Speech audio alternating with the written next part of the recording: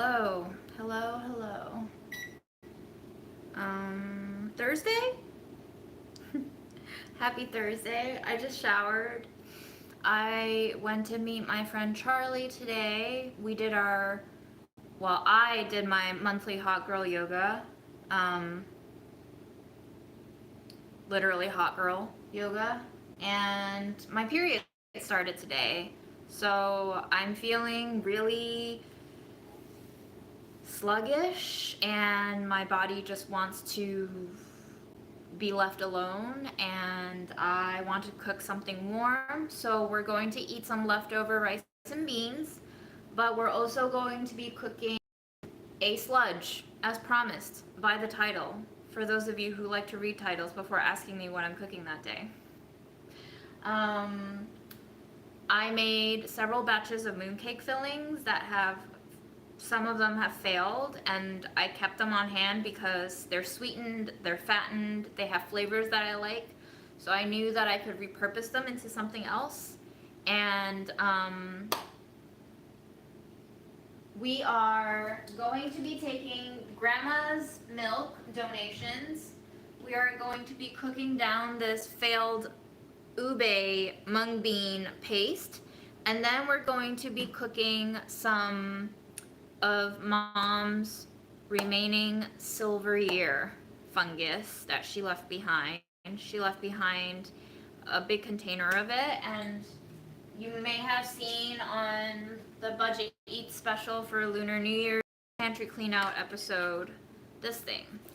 And I have been cooking it sporadically, and as you know, we're about less than a week away from mom's death anniversary, and I've slowly been more and more able to let go of things, and I feel like this is maybe a good opportunity for me to use up one more thing and say goodbye to the physical remnants of mom that I have, besides myself. You know, I still have myself for as long as I live in this body, and I think there's been a lot of feelings coming up for me recently, consciously, subconsciously, unconsciously. Um, I've been smoking weed almost nightly to put myself to bed, which means I don't dream a lot. And last night I did smoke some weed before I got to bed, but I also woke up at around 4:30 or 5 a.m. and then I fell back asleep.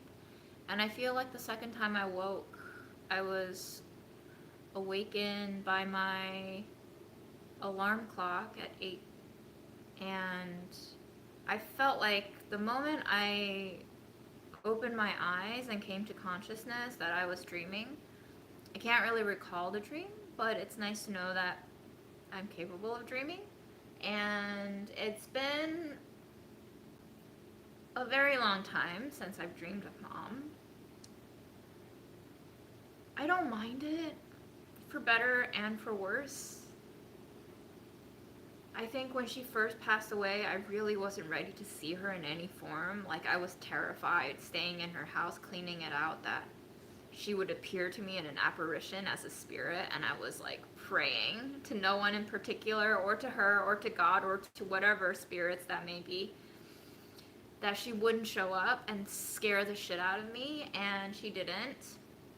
And then maybe a couple of months after she passed, I had 3 or 4 dreams where she appeared in different capacities and different versions of herself, sides of herself that I had never seen before. And those were really nice to have, and they came at a time when I was ready to have them, so I was really thankful to see her in those capacities. And the last dream that I had with her in it kind of felt like a goodbye. And I realized that at the time, but thinking back now, with a little more retrospect, that was a dream in which I saw her in the dream, and I said, "Wait, Mom, aren't you dead?" And she said, "No, I've been here." Something like this, I'm paraphrasing, and it's been almost a year since it happened. And we hugged, hugged, and I asked her where she's been, if she didn't die, and she said, I've just been in this house. And I was really sad at the time, and I was like, why are you still in this house that we know we both hate? And then I had to go somewhere in the dream. I had to go to a meeting of some sort. I got on my bike. I don't bike in real life. And I rode away from her. And then I woke up and I didn't see her. I didn't get to go back to the room where I saw her in that dream. I didn't get to say anything more to her.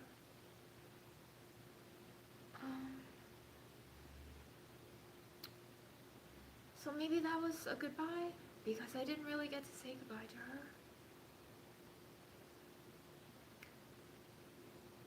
I had been hoping that I would see her again in that dream after I came back from that meeting, but one does not think logically in dreams.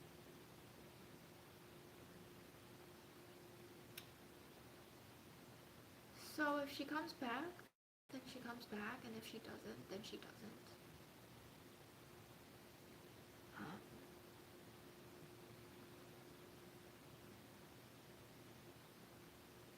It feels very weird time. Let's wash this.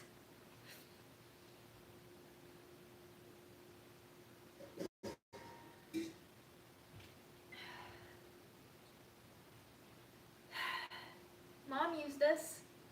It's dingy and stained and dirty, and I wanted it when I put out all of the shit that I wanted to get rid of when Mom passed away, because I didn't have enough space to take it all in, and honestly I didn't want it. And I knew I would regret giving it all away, but this one no one took, and I didn't feel like throwing away the rinsing, whatever you call this thing, that Mom used almost every week. And so I kept it. And now we're gonna use it to rinse off this silver ear that she left us. And we're gonna eat it. And we continue to live both with and without her.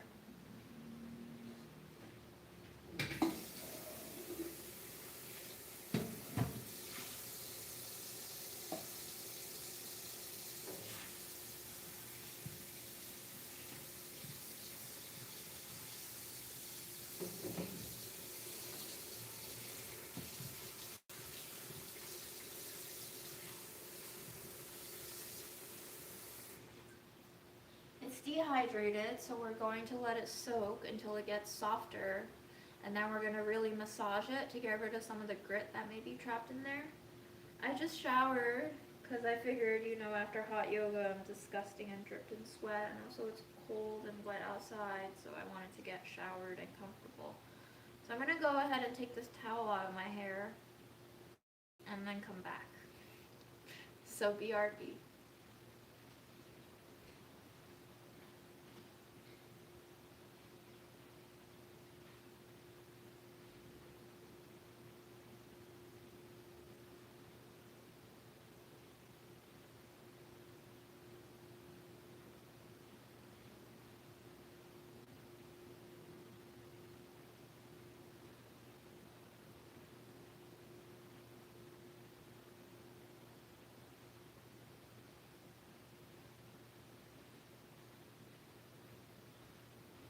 Back.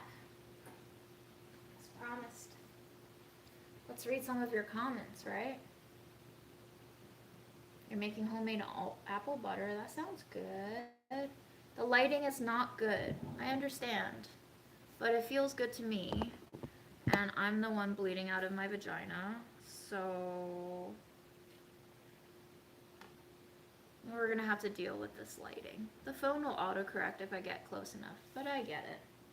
We're not here for the visuals, are we? It's been a long time, I'm not here to give you the visuals on these lives.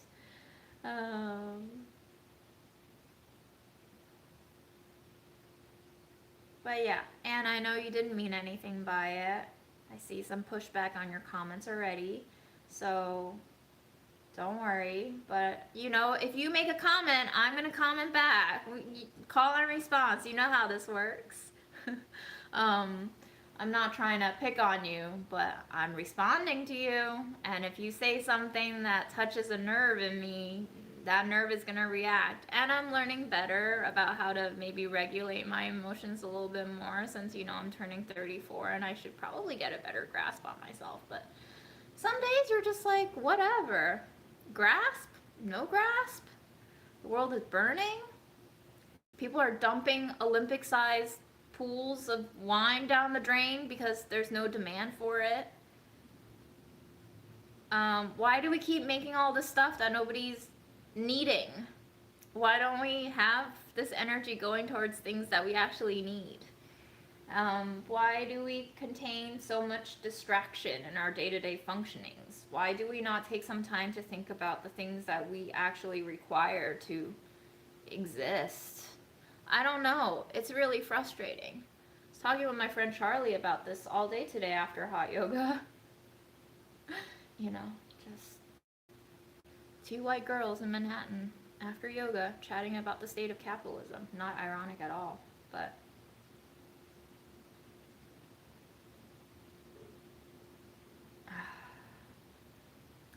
let's see, more comments.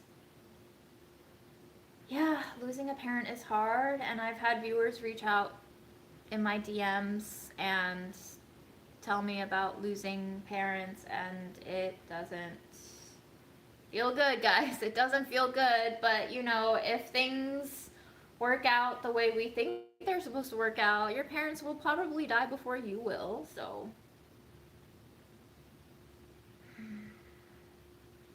do with that thought what you will. June for you is the anniversary about celebrating your mom's life, moving forward to a new stage of mourning, or something else? I don't know. It's kind of like how I approach cooking. I don't really go in with an idea of what exactly I'm going to make. And I don't know what to make of a dead mom and my grief and my life. I don't know what to do with the feelings of anxiety about profession and work and not having health care, the struggle of whether or not I want to budget for health care versus the gut feeling of knowing I don't want to budget for health care versus the brain saying, yo, you need health care, and the heart saying, honestly, healthcare hasn't done much for me in the US in the past few years except give me more anxiety. So this anniversary is about me. It's selfish, as everything in my life has been. I don't think all forms of selfishness is bad. I think self-care is a form of selfishness, and I think we need it. I'm trying to find the balance, though, of good and bad ratios of selfishness.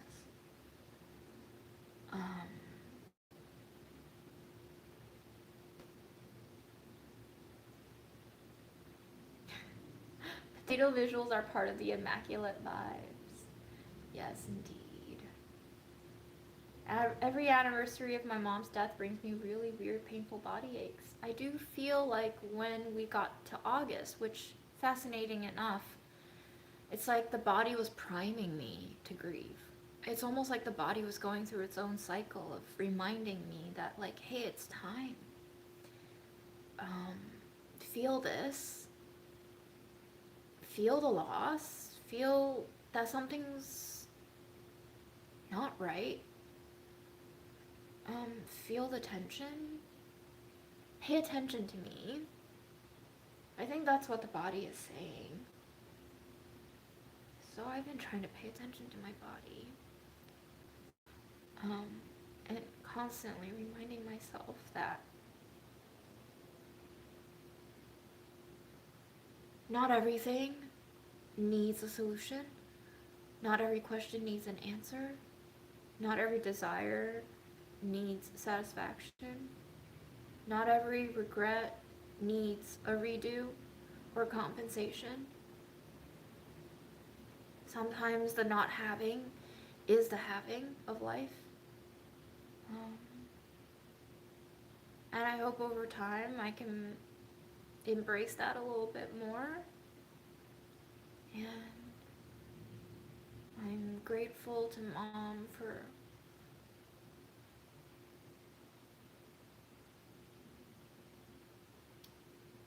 all the lessons she's given me in so many different ways. And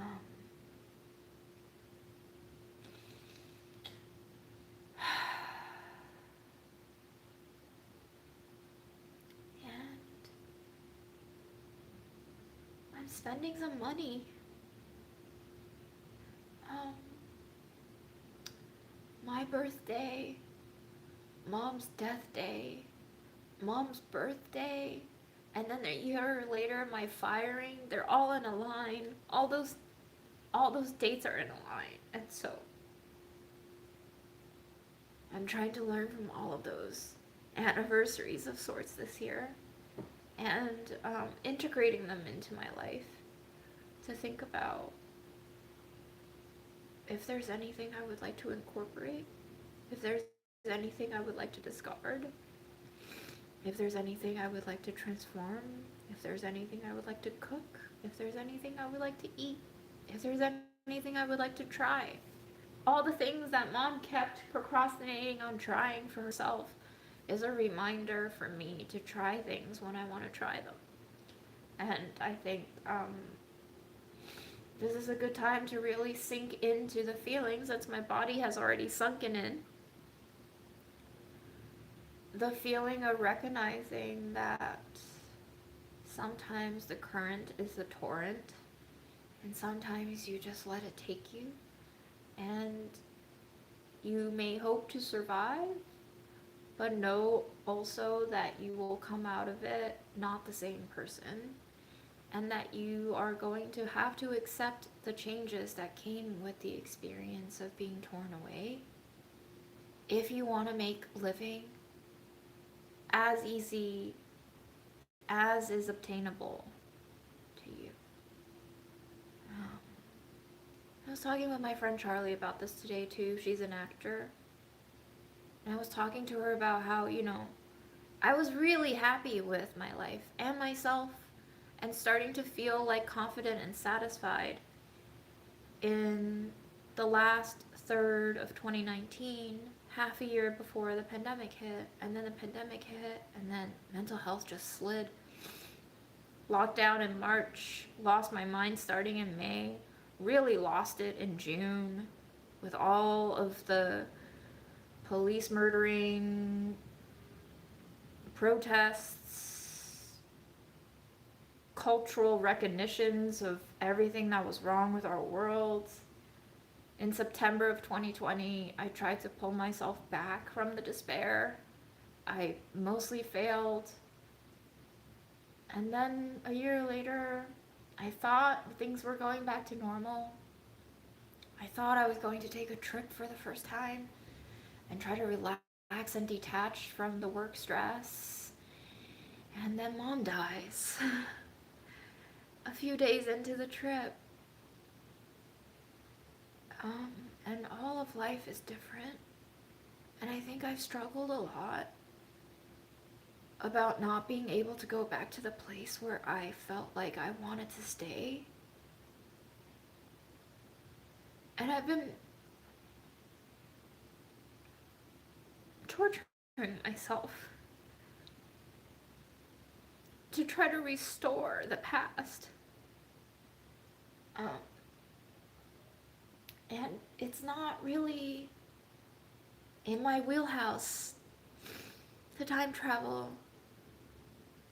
And everything, time and space, other people, politics, death, life moves on, whether or not I like it. So this stage of my life is learning to move with it rather than against it. This stage of my life is trying to learn about how to be less stubborn and how to be more open. Easier said than done. Charlie related to this feeling. She's an actor. She said in a class, an instructor once said to her, sometimes you have a performance one night and it takes you to a place where you feel like it's everything it's supposed to be. And it's a perfect feeling as an actor. And then subsequent performances of the same role and the same play might not yield that satisfaction and sensation. And so you have to keep finding a new sensation, because you just can't replicate things that happen organically and unpredictably like that. So all the world's a stage, and whatever Shakespeare said about us being mere players, yada yada yada, facts.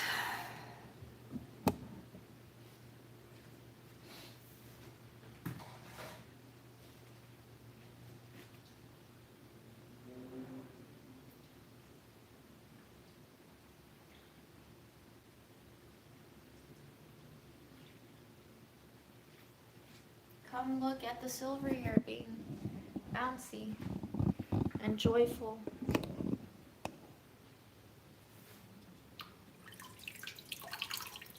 It was stiff before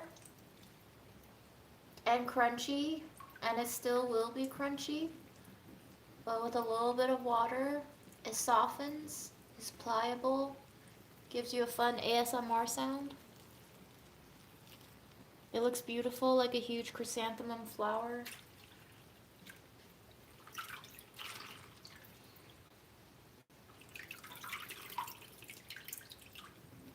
Be like silver ear. Be this.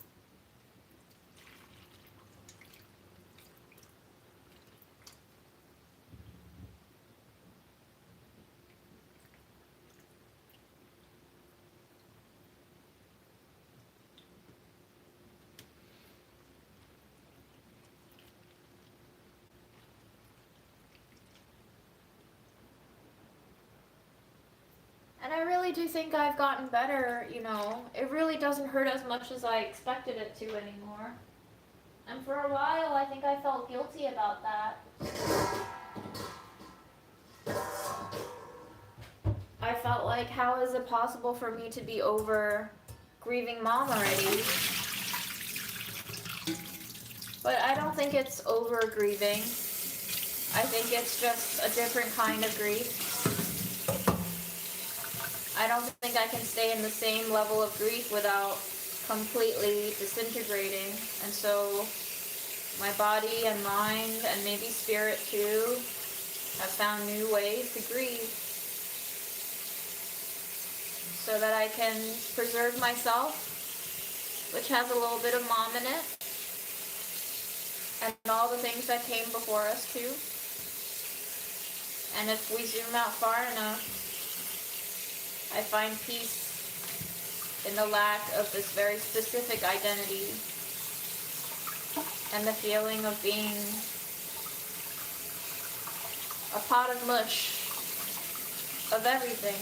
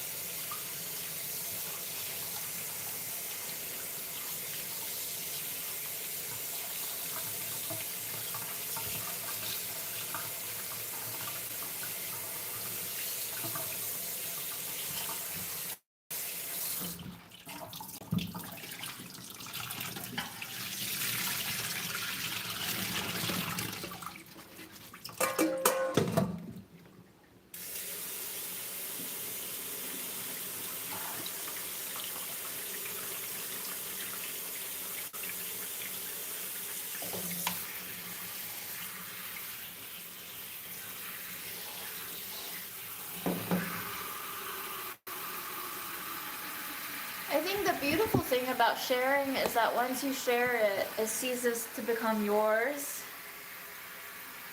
Which is why sharing trauma is so much of a relief to everyone.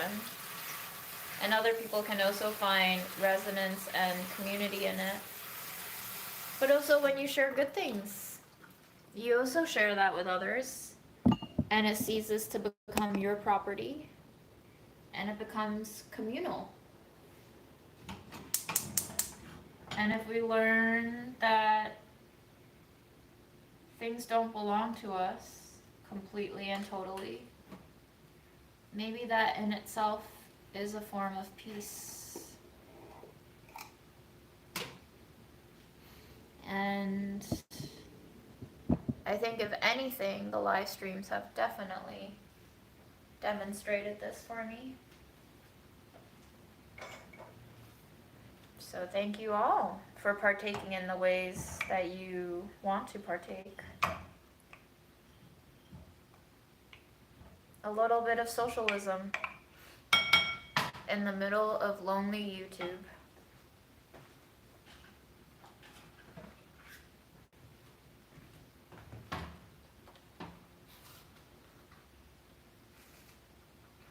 I'm going to start diluting with milk.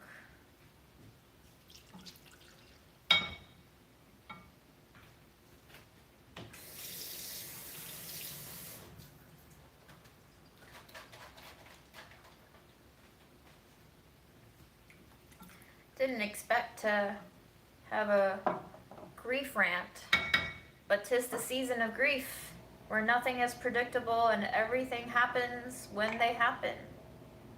Just like how Mom died.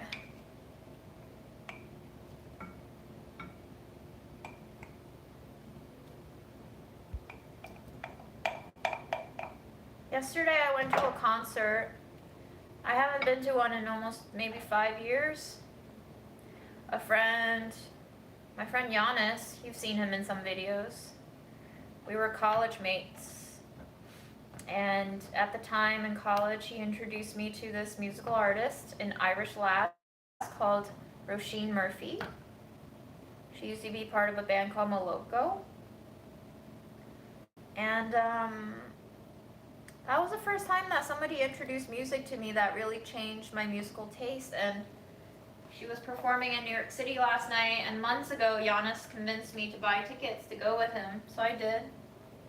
I figured, you know, it's a good time, it's a good occasion, let's do it.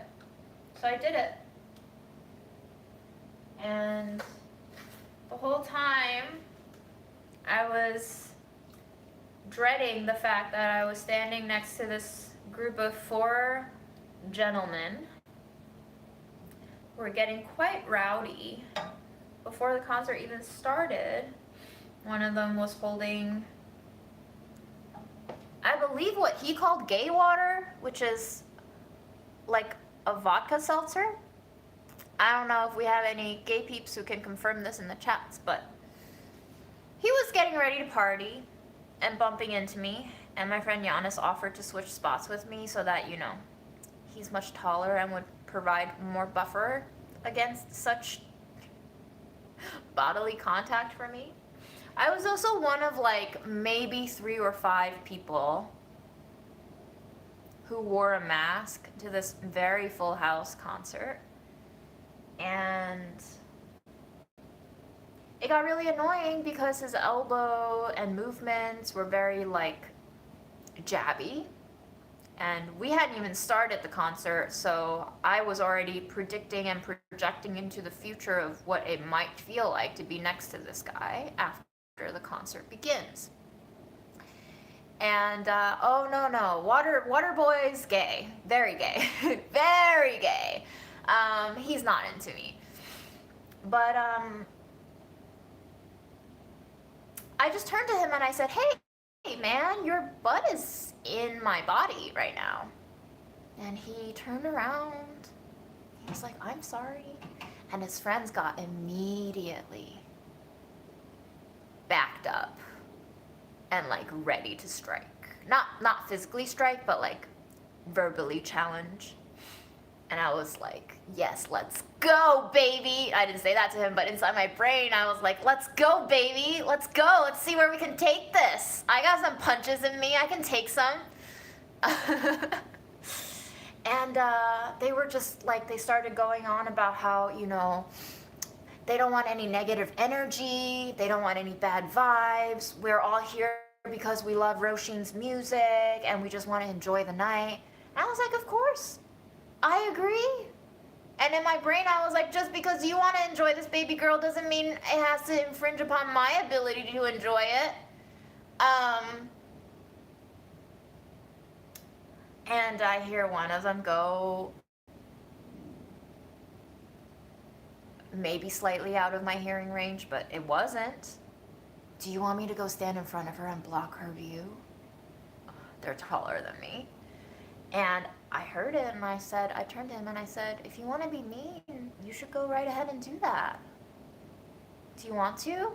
And I gestured to the spot in front of me, the half foot of space between me and the next person.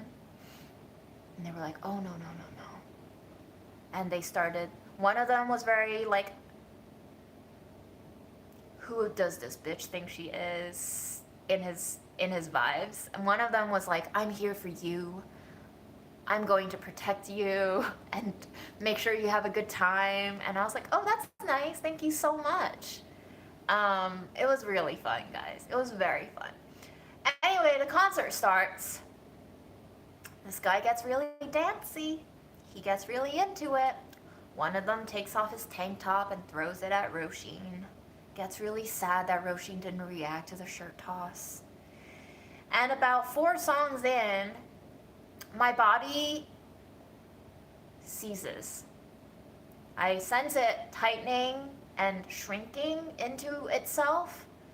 And 'tis the season to pay attention to bodies. So I paid attention to my body. And I basically had a chat with myself while the performance was going on. And she was amazing.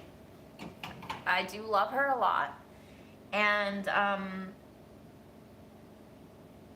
had a little internal dialogue with myself, and I was like, you can either do this for the next hour and 12 minutes maybe, clenched like this and uncomfortable and constantly bothered and stuck in your own head, or you could try to enjoy this. And for these first 3 or 4 songs, I had my elbows out to try to keep some space. I had my hands clenched in a fist so that he wouldn't back into me, so that I could push against him when he got too close into my space. And I said, girl, this isn't working. He doesn't care that your fist is there drawing your boundaries. He clearly has no reservations about not taking up more space. So I said, why don't you do something that's not just standing here shrinking? So he's really into dancing to the song. And I said, he's into it. You can be into it too. And I feel like because he has no problem with backing his butt and arms and shoulders and elbows into me, that he probably won't have a problem with me laying my hands comfortably on his shoulders and taking him for a little bit of a dance by his shoulders. And I did. That's what I did. I didn't do it with any malintention, but maybe 18 to 23% passive aggression, but not hurting him, just dancing with his shoulders. And his friend goes, oh, that's so cute. And I said, yeah, isn't it? And slowly over the next 3 songs, I begin to move about an inch towards him every time he moves towards his friend on his left side, to the point where I started taking up more of the space between us whenever he gave me a chance to. And basically through 2.5 songs, I managed to wedge my way slowly, maybe imperceptibly, to be slightly askew and in front of him, so that I'm no longer being danced upon, but rather that I dance on him if he chooses to invade my space. I understand this is a concert, and I told them as such before the concert began, that it's unrealistic for me to expect no one to make physical contact with me. But I said to him, the concert hasn't started yet. and you're already getting very energetic. So I'm just trying to make my boundaries known and clear to you that I really don't feel comfortable. But anyway, I think about 2/3 of the way through the concert, I start getting really into the music and letting my body move along to it, that I don't pay attention to him anymore. And in fact, Yana said that they might have all left before the concert was even done. So if they loved Roisin, I don't know if they loved her more than I love her. Because I stayed for the entire concert, and I'm not sure they did. But anyway, that's my story. Oh, and an addendum to the story is that this gentleman, when I was trying to make passive-aggressively cheeky conversation with him about his invasion of my physical space before the concert began, saw that I had a mask on and asked me if he may ask me why I had a mask on. And I explained to him that I visit my 95-year-old grandma every day, and she lives in a facility with very immunocompromised populations, and I want to make sure that I'm doing everything I can to protect myself, my grandma, and everyone else, and it doesn't hurt anyone, and I don't mind having it on my face, so I wear it. And also, it helps keep my bad breath away from him, and he got a real giggle out of that. What's really the punchline here is that he revealed to me that his mom died of COVID. And you still had to ask me why I'm wearing my mask?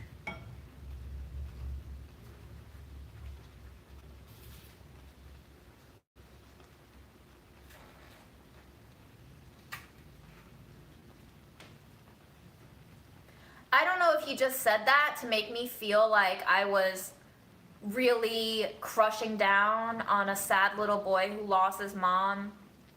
But as a sad little girl who also lost her mom during COVID, not to COVID, but still kind of a victim to COVID and the surrounding circumstances that it created of alienation, loneliness, stress, and emotional distress, that wasn't going to work on me.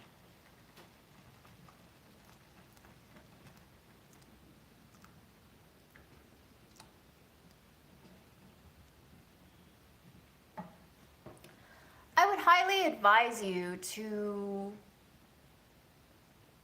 think about the questions you ask people sometimes and what that might say about you. If you care about what other people think of you. If you don't care what other people think of you, then say whatever you want, baby.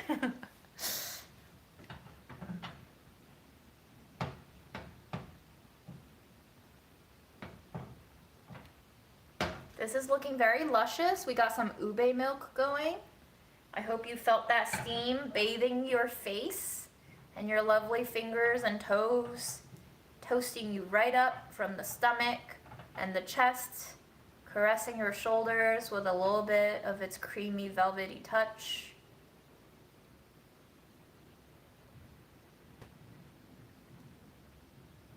I don't know if the interaction will be on his mind for days, but the action was on my mind for the night, and I was pretty convinced that I would be telling the story in therapy soon, because at some point in the concert, I started crying. Not because I was so moved by the music, but because of all the emotions that I was feeling, having had to stand my ground in a concert where I didn't feel like it was really my space to be in. I'm not a concert person. I'm not a people person, if you couldn't tell already. I'm not a loud music person. I like being in my own room, maybe a little high, listening to really shitty sound quality music, and maybe bopping along a little bit with my body if I'm high enough. And this was already a place where I was kind of feeling uncomfortable, but I wanted to do it because I wanted to try it. And this was like a great experience for me, having had this interaction with complete strangers, because it practiced several parts of my brain and body to show me that if you can't beat them, you might as well try to join them and see what happens. And sometimes when you pull away the opposition, the force goes away.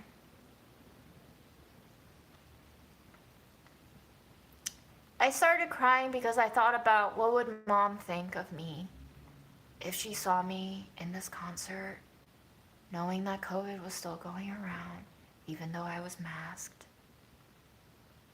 I thought about Mom worrying about me, talking to strangers and possibly getting into arguments and fights with them. I thought about what Mom would have wanted me to do, which is to not hang out with gay people. She was very worried about the impact my gay friends would have on me. Somehow, as if gayness were infectious, and I would be gay if I hung out with enough of them. And there's a lot of things that come to mind. And I thought about the fact that maybe she could be enjoying this concert with me and what that could look like. And I thought about what if she were actually here enjoying this concert with me and actually enjoying it instead of worrying about it. And I thought about all the possibilities of improbabilities. And I cried. And it was nice. It was not a completely blissful experience, but it was ecstatic. It was a sensation of being alive and feeling a lot of different things all at once.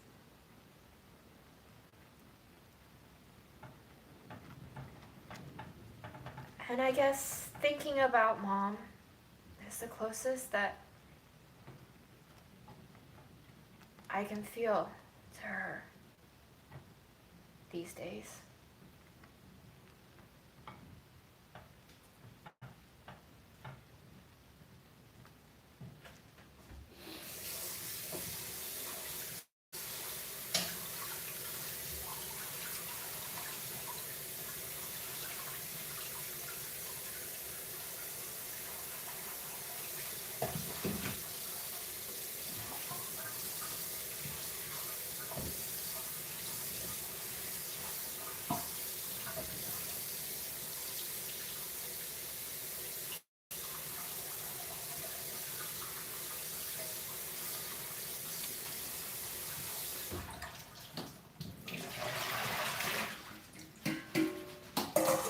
I recognize the fact that we live in the United States of America, which, guys, if you think about it, is the most ironic name for a country like ours, isn't it? Think about it. Have you been thinking about it? Have you been thinking about how these states are called the United States of America?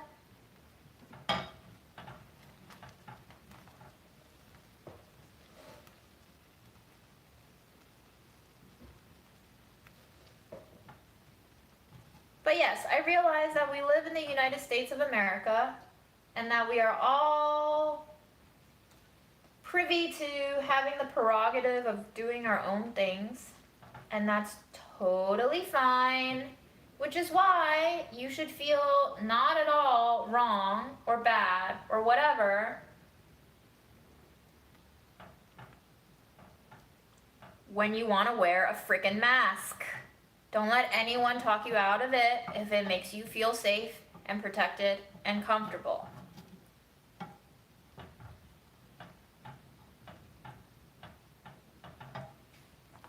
The most patriotic thing you can do is to stand up for yourself and your beliefs, right?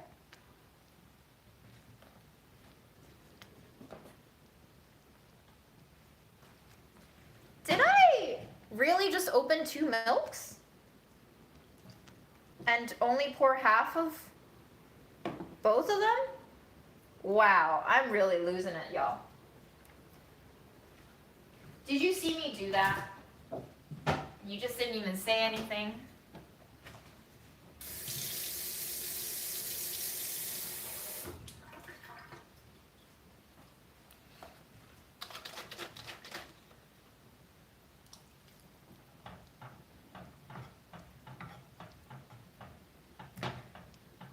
Having union is an illusion if we don't work at partnership. And right now, America thrives on division.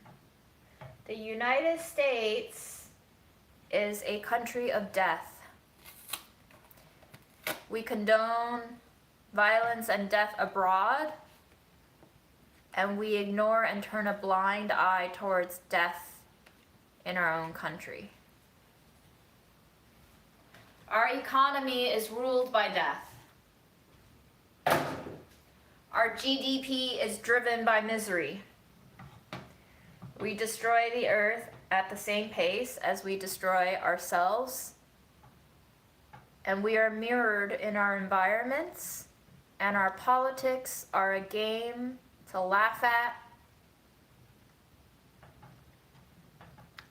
And that is the United States of America.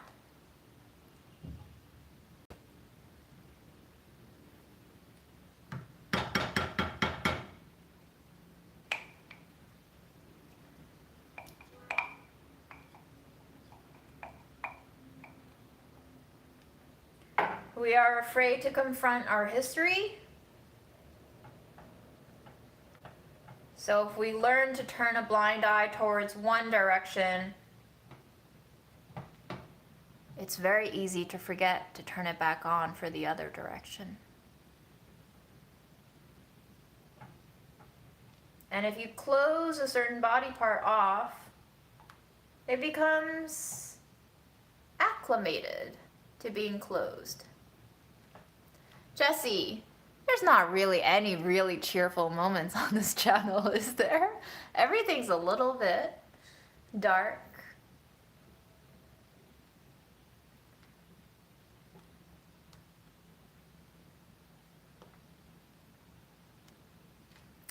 What I'm making is in the title of the live. Make a habit of reading it, and then you can ask follow-up questions. Yes, yes, yes, yes, yes. I'm open to answering questions, but not to ones I've already answered.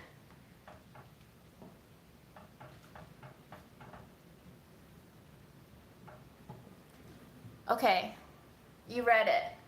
Ube sludge. Ube is a root vegetable that's purple in color, frequently used in Filipino cuisine. Sludge is sludge, like mud. Literally what I'm making, purple mud.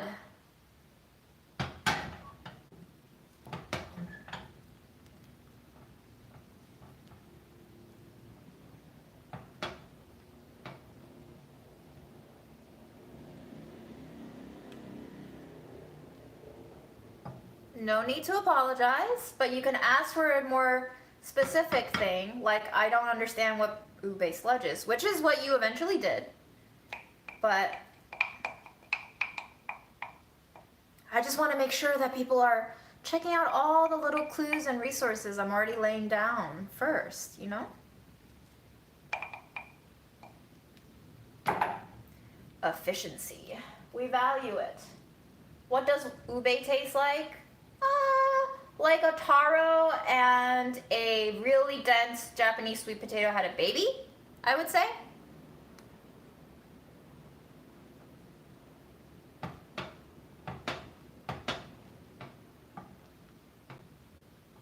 Yes, exactly. Sludge is an expression for a mishmash of things. So you understand more than you think you did. I think you've seen enough of my lives, Cynthia, to know that everything I make is a form of mishmash. Believe in yourself and trust your instincts. Nobody has the answers more than you do. The more I live, the more I discover that is true.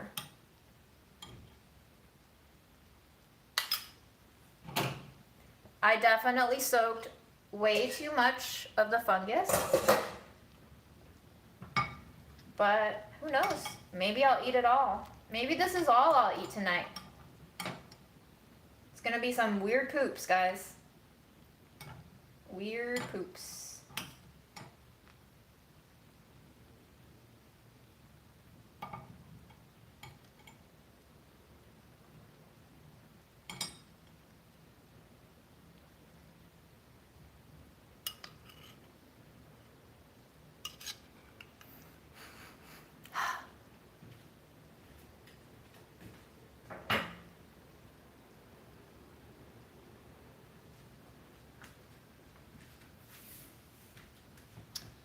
Wait, this is happy news that Elon Musk is looking for volunteers to put a chip. Why are we censoring Elon Musk's name? Do we have to do that now too on all the social platforms? Have you all noticed the proliferation of censorship of words on social media? It's kind of low-key worrying, isn't it? Like, we're not just censoring fuck and shit and cunt. We've begun censoring words like sex and kill and death and dead. What else have you been noticing that we're censoring? We're gonna get demonetized for this live anyway, so. Oh yeah, we can't say suicide anymore because you'll get booted off the algorithm if you say those words that are definitely of things that happen in our world routinely, regularly. And Palestine, yes. I don't know, guys. It's starting to become 1984. It's like a cheeky 1984, but it's definitely got a huge pinch of 1984 in it. It's making me really uncomfortable because every month I see a new word that we can't spell and type the way that it's historically been spelled and typed. And I'm all for language evolution, so I'm a little bit conflicted because I'm like, okay, this is just evolving with the times and, you know, the new limitations of our society and the social mores are changing and the values are shifting. Fine. But this is coming out of a place of not really fear or protection, but rather this kind of like sly, retroverting, state enforced, not political state, but social media state enforced guidelines that are not really being explicitly stated. People are just picking up on the fact that if you say these words or use them in your videos and content that you get like punished, flagged, reported. So it's terrifying in a way for me to see this because I'm not really sure what's going to happen to our minds as we start to do this kind of censorship very pervasively. And yeah, a lot of these things are not easy things to talk about, but the more we treat them like they're taboo things, by euphemizing them, by alternatively spelling them, by using code words to describe them, the more traumatic they become in our collective minds and cultures. Things that did not have to be gated as bad are now being labeled as subversively scary, offensive, punishable, and we as humans do not like being punished. We'll do anything to escape punishment, including running away from unfortunate facts of life, and also changing the way our brain processes our feelings and perspectives on these topics. What does it do to the brain to know you can't spell sex out because it's supposed to be a bad thing? What does it do to our brain when you can't talk about death, dying, being killed, and suicide because it's a bad thing?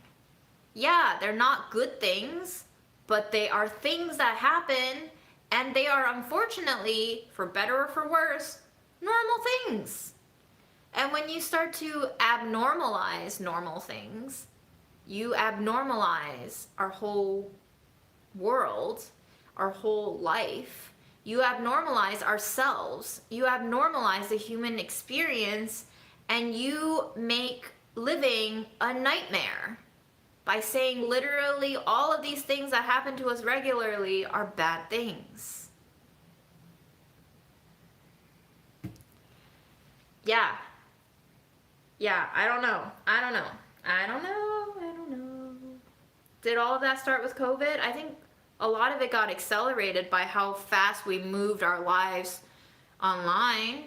Our virtual experience is now a way more intimate experience than the corporeal existence of being able to like see people and touch people and bump butts at a concert and tell them to back the fuck off.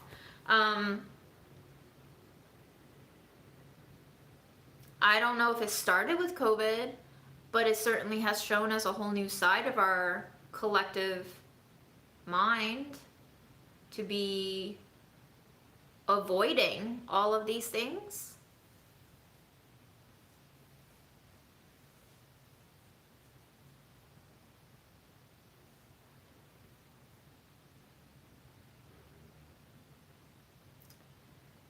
And now there is so much porn on Instagram.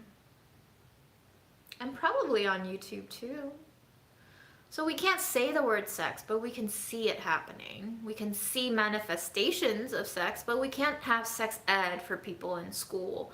We can't connect the dots for kids who are learning what sex is and what sex could be a part of. We can't really teach them holistically how sex could look like. We just tell them about the dangers of sex. What does that do to the way we hold our relationships to things that happen in life? What does creating fear around normal components and aspects and activities of life do to us? It conditions us to live in fear. And more, by abnormalizing the normal, we are normalizing fear. So thinking about how to live in a culture that actively generates fear as currency is interesting.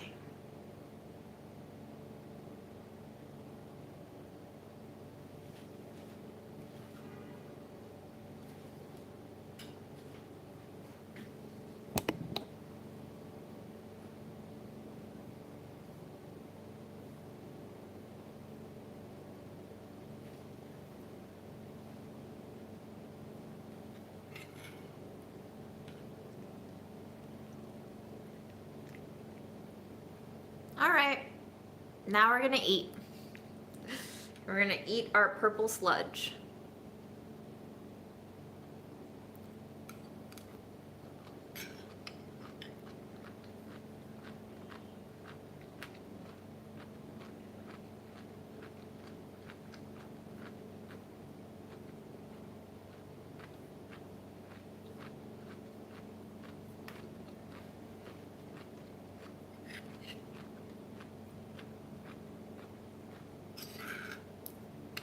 So, we can allow these things to take place if they are capable of being monetized. But not if you're trying to provide education. No. Education doesn't make money. Education tells people that instead of buying shit, they can find other aspects of value in life. But that's not how we want our world to work. I haven't watched cable TV in a long time, so I'm not watching Big Brother. It's still going. That shit was on when I was in like high school. How long has Big Brother been on air for? Bye, Eliza.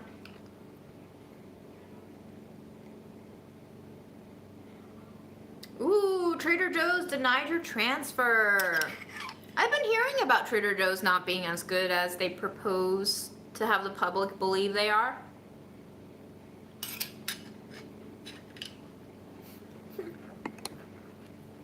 Season 25.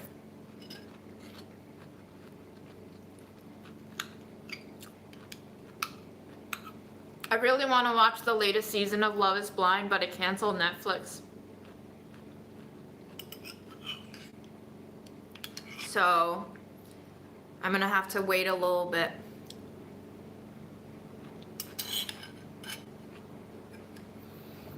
There's a lot of bosses who hate their jobs and therefore hate managing people.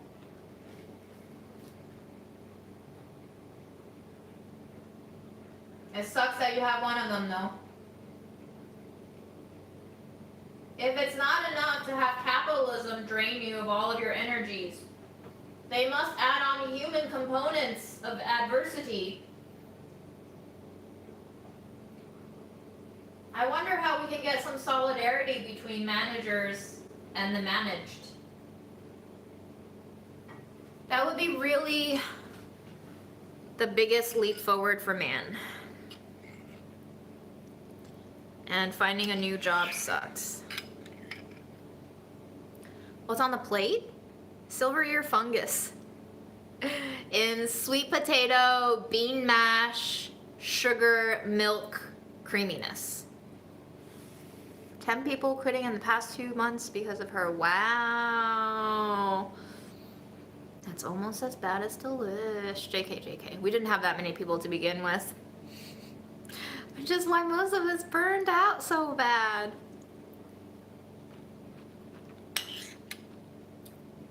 Silver ear has absolutely, to my perception, zero taste. It's all about the frilly texture. And if you can hear, it has a slight crunch.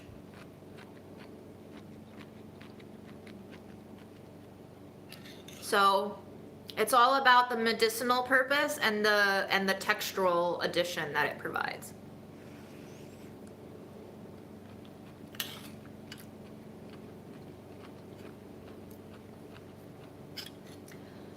Damn, that sucks. I mean, maybe form a union. I know some Trader Joe's are forming a union. Why not your branches too? It is very reminiscent of tripe, but it is not as chewy as tripe. It falls apart pretty easily when your teeth go down to cut it.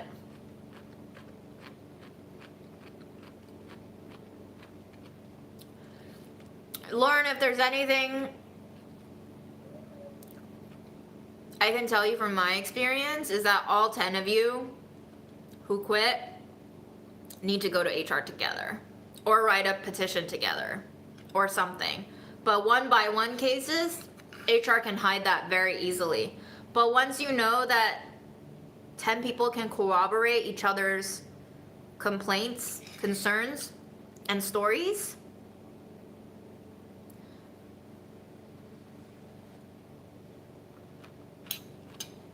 that's really funny. Charlie and I were talking about me and Delish today.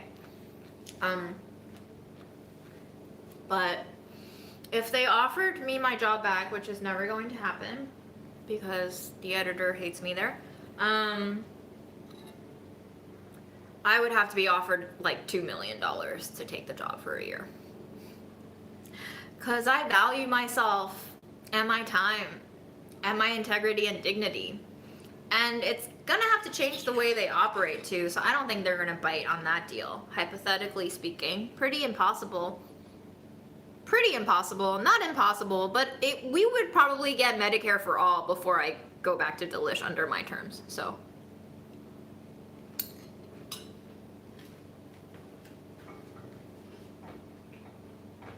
I'd rather get Medicare for all.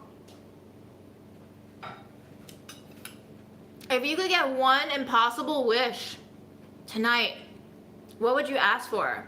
I want healthcare covered completely for the entire world. That's what I want.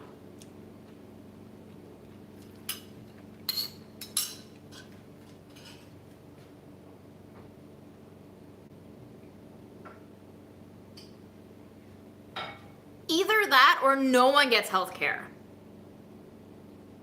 We could do it either way. We could do it all sugar or all salt on all the open wounds.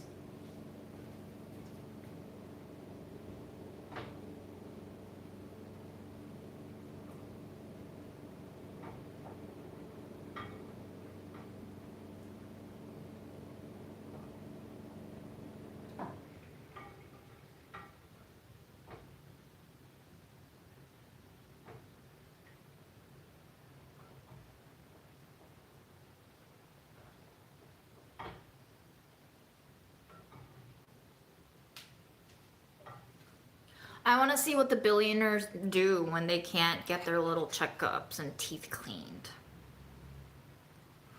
And like medical pedicures.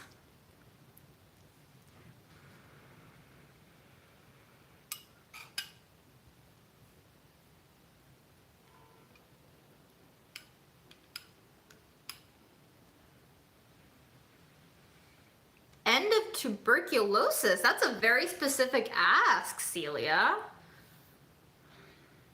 I mean, pretty serious disease, but I feel like for the most part we have a handle on it with the vaccines.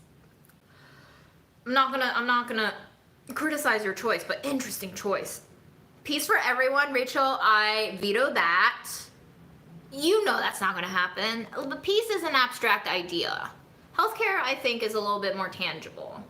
Peace in our brains, if you could have peace in your brain, just yours alone, that itself would be a feat.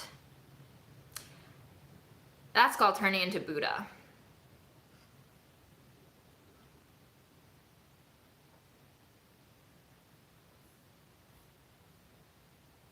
Medicare is paid in by us individually. It's not a government subsidy like Medicaid. Medicaid for all, yes, but those of us who paid in every day paychecks for years sure get our money back first.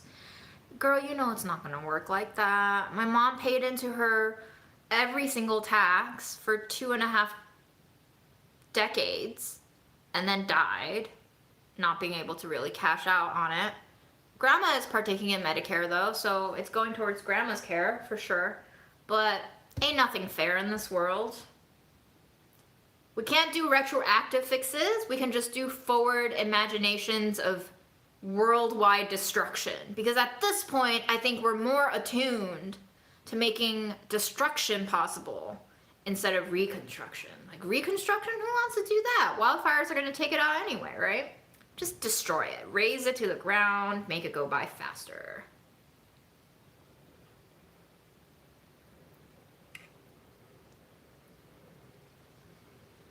I don't know. Are medical pedicures covered by insurance? I don't know. All I know is if not all of us can have healthcare, then no one can have healthcare. And I would like to see what the really rich 1% like to do with that change. Let's just make all the doctors not doctors and see what we do.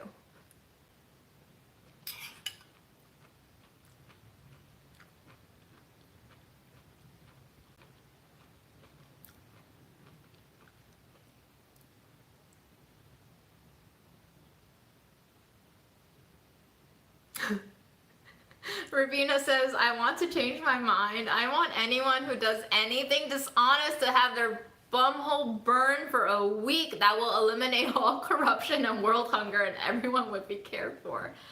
I think we would learn a lot about people beyond just burning buttholes if everyone who did anything dishonest had to burn for a week. That is a fascinating request. I would love to see it happen. My butthole is no stranger to burning, so I'm practiced. I'm ready for it. And also, I'm pretty good at not being dishonest for the most part. But if every time I told a white lie, I would have to deal with 10 days of burning bumhole, that's harsh, girl.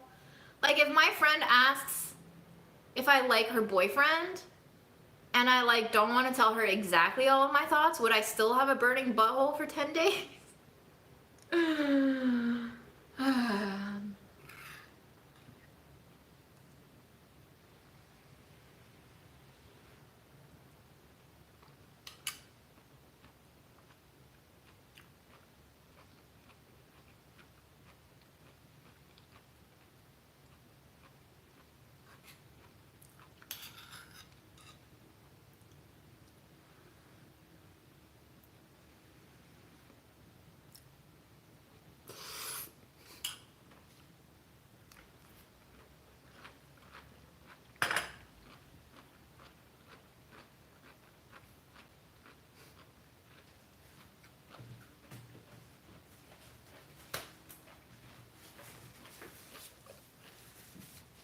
No more two-party system.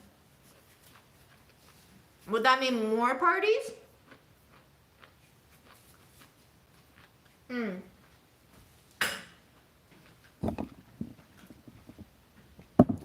All right, I'm ready for more silver fungus. Give it to me, baby. Give it all to me.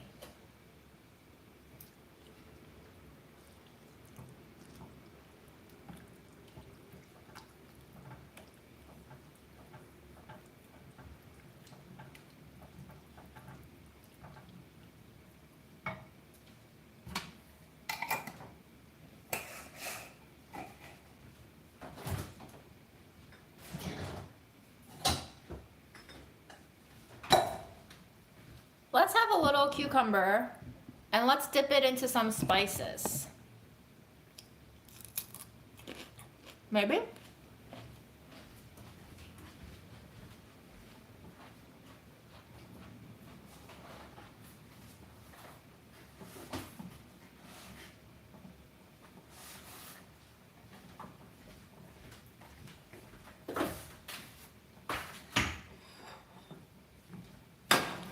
This is one of the latest Tudo porchetta. Also one of my favorite blends I've ever tasted. Not exaggerating. Fennel, black pepper, rosemary, oregano, garlic, coriander, allspice, red jalapeno chili.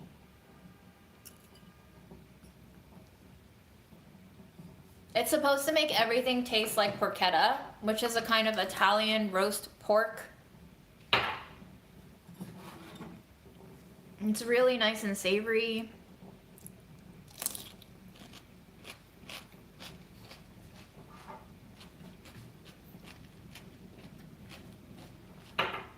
Has no salt in it, but it tastes so flavorful that I almost don't even want salt. But I will put a little MSG in here just to see how it changes the taste.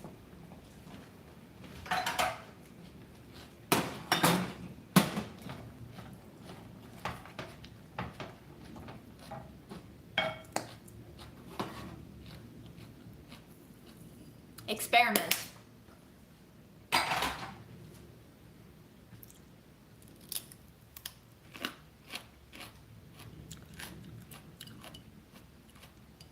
I currently work part-time at Burlap and Barrel. I have an affiliate link for their spices in my description box on pretty much all my new videos now. If you go through that link, you are not getting a discount, but they will know that you bought spices or looked at spices through my link. I think I get like a 10% kickback of whatever you're purchasing as like a little thank you for referring people.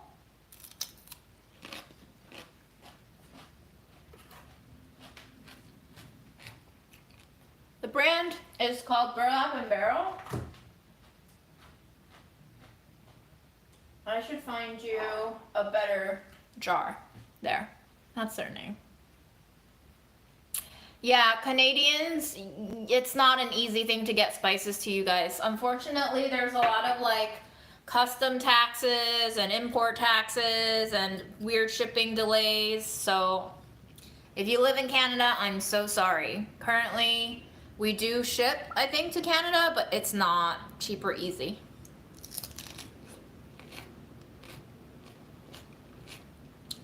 I get all of my spices for free because I work there and I need to, for writing the newsletters, write about their taste. So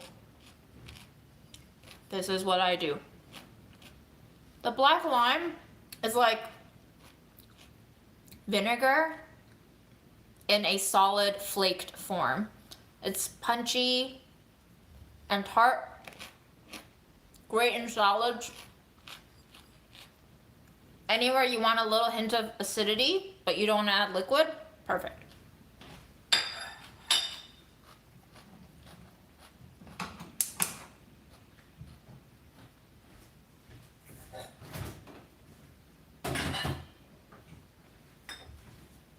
Took me a long time to understand how to use the black lime, but I basically just substitute it in vinegar now. Sorry, substitute it for vinegar now, unless it's like pickles, then I still need vinegar. But in stir fries and such, black lime, really good. Somebody asked me about the Vision Pot. I think it's really cool. to be able to see things cook.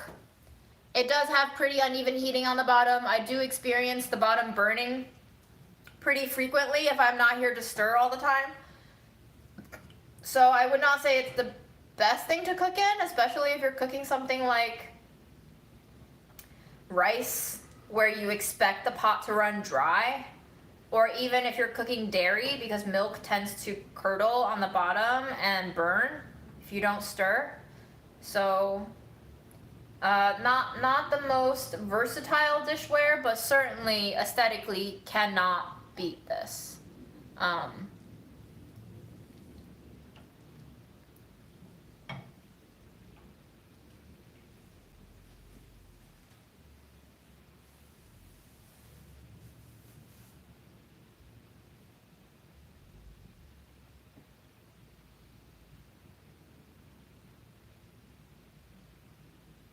Yeah, cucumbers do go bad really fast. I bought these like 2 days ago and they've already started turning really sad, so I don't know, maybe I can pickle them.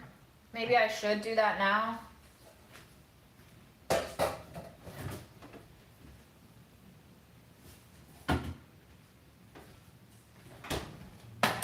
Let's pickle them, why not?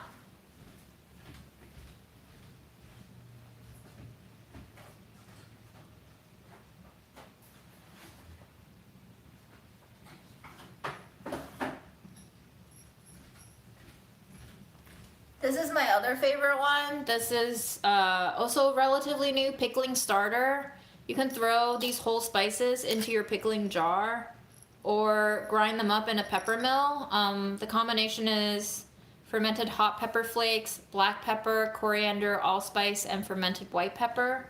It's so good that I made some giardiniera pickles with them, and Aaron said it was the best pickles ever. And Aaron likes pickles a lot, so that's something.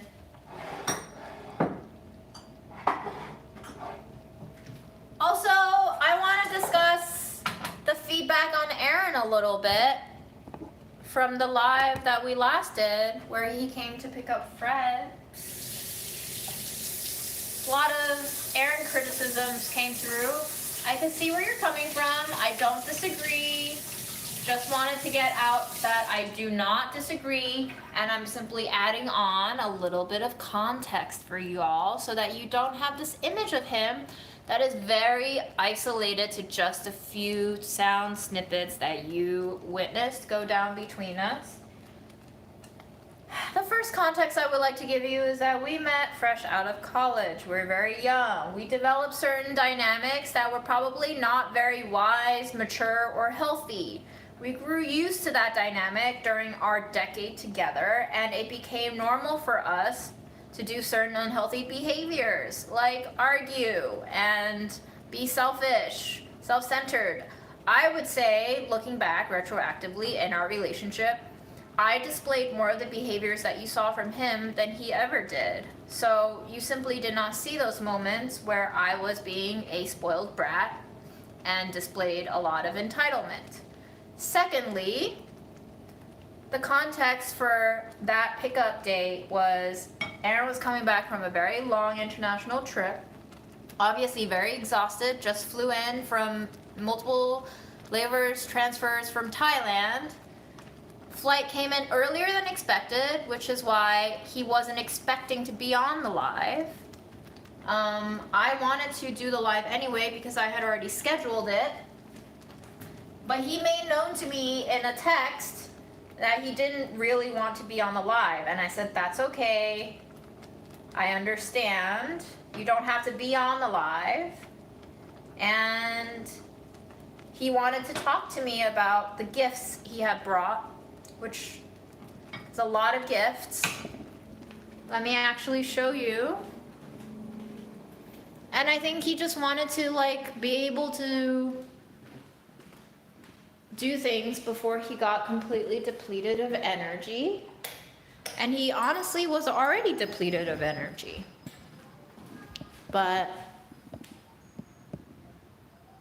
And Jenny, I understand. I'm not blaming you for your DM. I'm actually explaining for everyone who commented on the last live that Aaron was being not nice. And truly, that behavior was probably immature. But I'm also saying that within the context of my relationship with him, there was a lot of immaturity. And ultimately, that is what led me and him to mutually decide to separate, because we were getting too old to be carrying on that dynamic, and I was ready to move on from that version of my life. And so we broke up. Having said all of that, for sure, yes, there are moments in our lives where we do things that make us feel frustrated because we don't feel good. It makes us feel frustrated because we realize our actions hurt other people. I realized this a lot after my mom died, that I had done all of these things that hurt her, and it was too late. So I think I just see these interactions from a very different place now. I see them as a moment of learning and teaching myself how to react and how to further engage or not with aspects of life that might be less than ideal. And it was a good opportunity for me to practice setting some boundaries for myself and letting my partner, letting my friend, letting my ex know that I didn't want to fight. I understand where he was coming from, but I also recognize that I was in my own apartment space and I would like to do what I want to do. Now, one could also argue that I could have simply been a kinder, gentler, more generous spirit and turned the live off. One could argue that I was being selfish by insisting on continuing the live. One could argue, and I do, that I was mirroring my stubbornness that has followed me for most of my life in that moment that I decided to continue the live. So he's not the only one at fault here.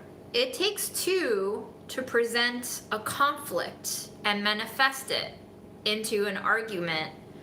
And both of us participated in that dynamic. Eventually, he came back around and pulled his energies into a more focused place, and he decided to come into the kitchen and do a little taste test. Not just for me and him, but also I think for people who are watching, so that, you know, we could all have a little piece of his trip to Thailand. And I thought that was a really kind gesture and decision and turn in not only emotion but action. And I appreciated that moment because it gave me a lot of closure. I thought that was a really mature way to handle, given the unideal dynamics that were set into place from the beginning of the live, especially in front of an audience that he did not want to participate in front of. So I feel like it was almost in line with the general ratio of selfishness displayed in most of our relationship that Aaron decided to acquiesce and participate in the live in his limited capacity and still be a presence. I choose to look upon it as an olive branch. I choose to look upon it as his way of apologizing to not only me, but to all of you. And he did apologize to me verbally later, so for all of you who requested that I kick him out until he apologizes, guys, he apologized.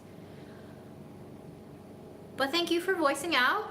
It provided a sounding board for me to reflect on all of these dynamics in the relationship that were bigger problems when we were still in a relationship together and are still a problem for me in terms of sorting my own mentality out. And they continue to help me learn about what is unhealthy in my practices. And I appreciate the criticisms.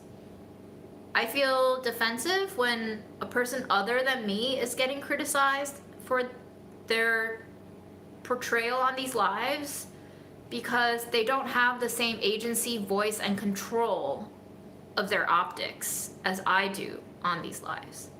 I can always institute another live and explain myself or argue back with the audience or present a different narrative.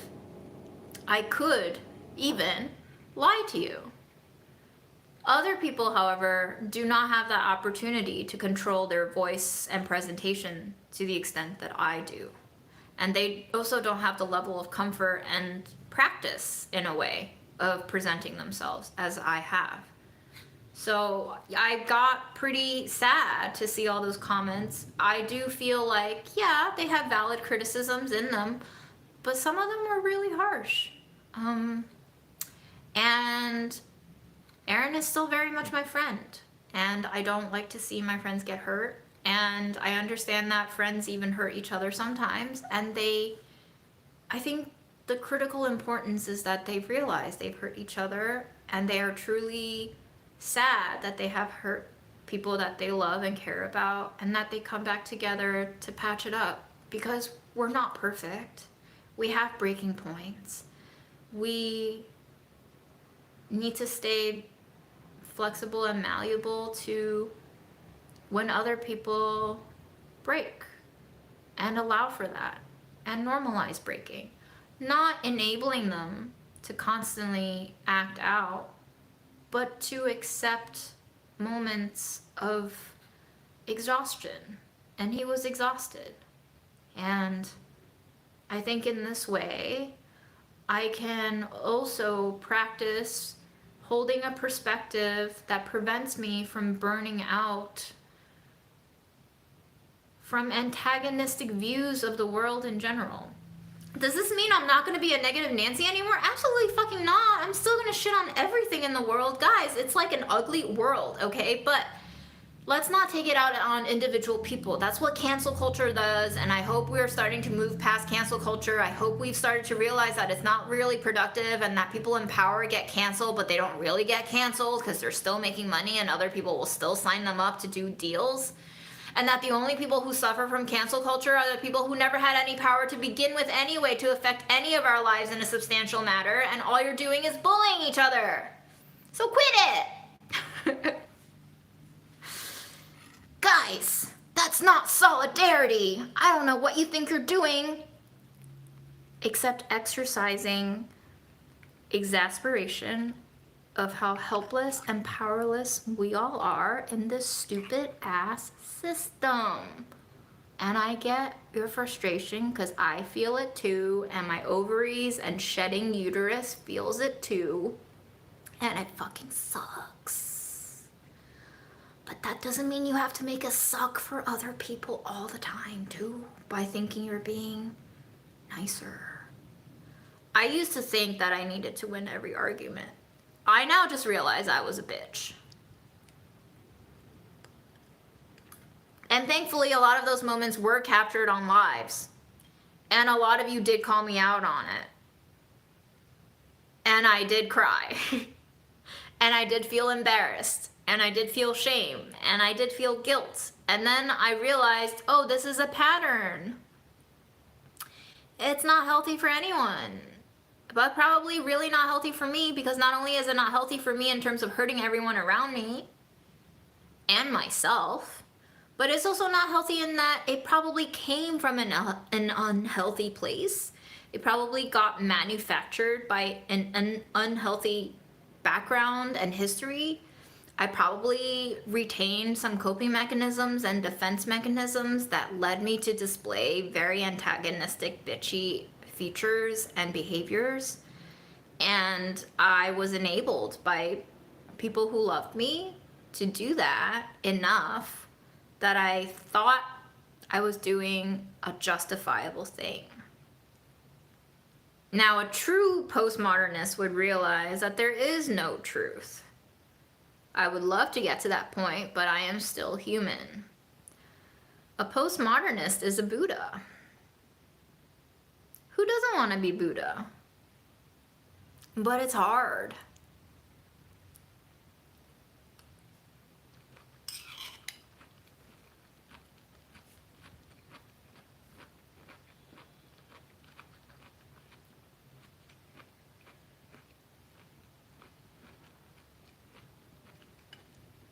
And like Leonora said, no one was wrong in my opinion, just two conflicting wants. And oftentimes, in all sorts of relationships, platonic, familial, romantic, there are often conflicting wants. So it's up to you and your communication skills and compassion for each other to determine how much you can fix those conflicting desires and viewpoints.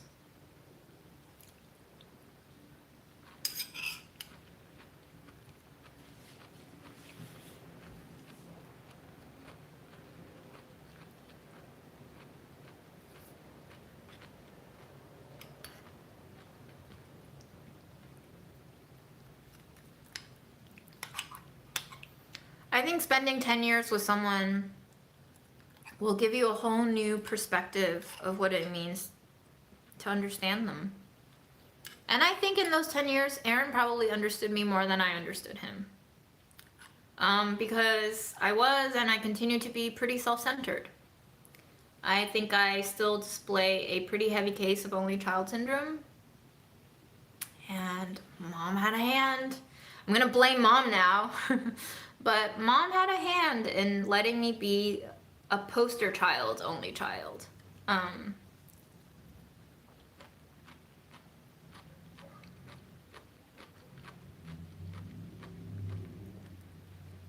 So there's really no right or wrong. I agree with Leonora's sentiment.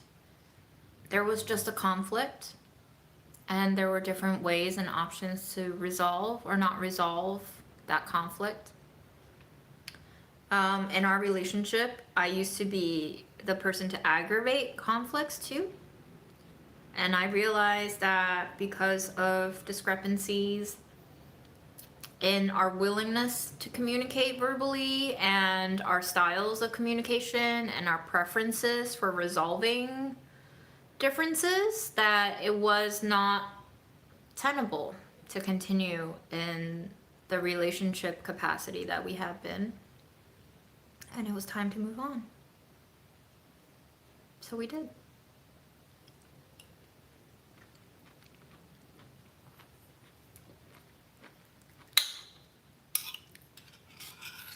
Only child syndrome is real. Yes.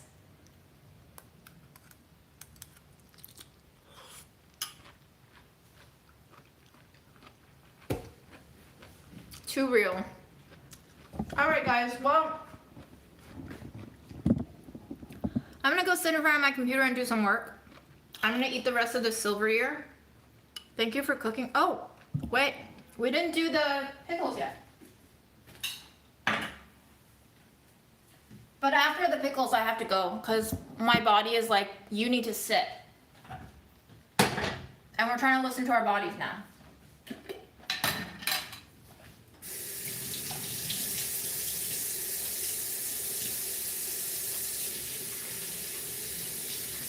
So here's what we're gonna do.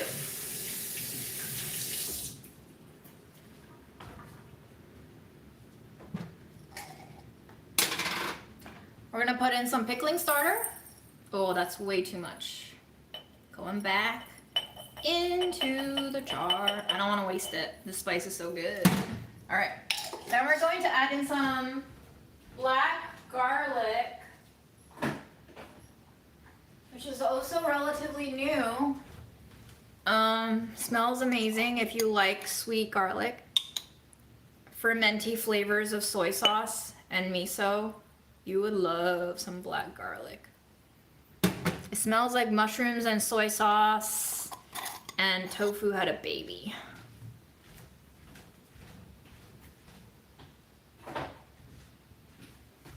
And then I'm gonna throw in some dill and parsley.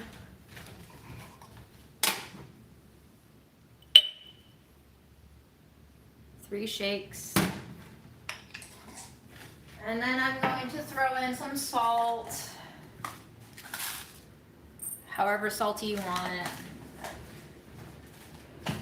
And then we're gonna go in with some sweetener for balance. Oh, I need to buy more organic sugar for myself.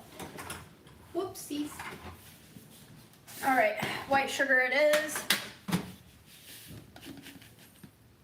Just a touch.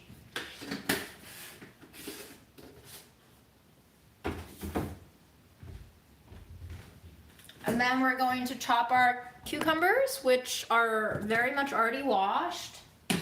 And we're going to put it in here. I'm not going to make a hot broth today. I'm too tired. But you could technically boil all of this. But I'm just gonna throw in some vinegar and call it a night. But what I'm first going to do is to cut in all the cucumbers, slicing off the ends a little bit.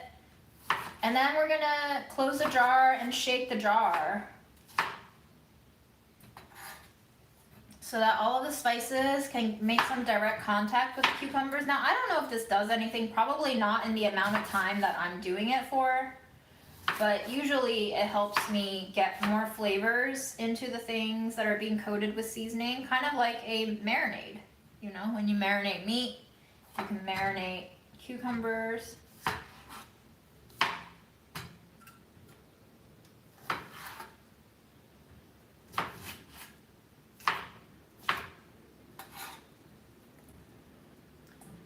And then if we like how these pickles turn out, we can heat up the brine next time and recycle it with a little addition of more vinegar and sugar and salt and pickle like carrots, which I have in my fridge too.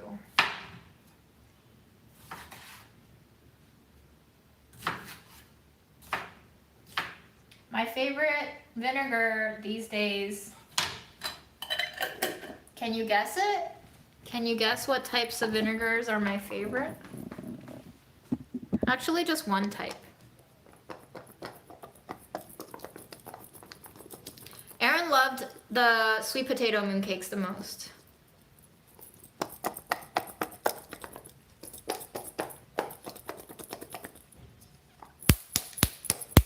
We love spanking jars.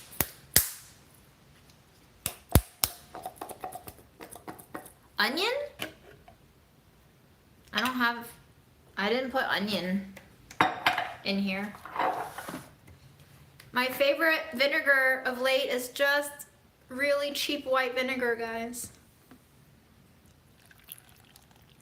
That's it. Fill it all the way up.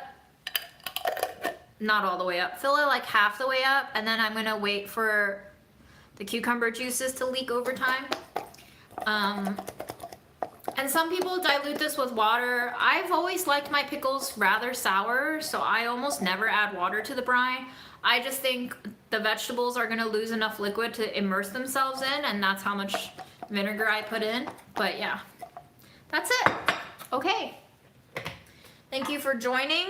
Thank you for tuning in. I appreciate your ears, your community, your sharing with each other and me. And we'll eat this on the next live, huh?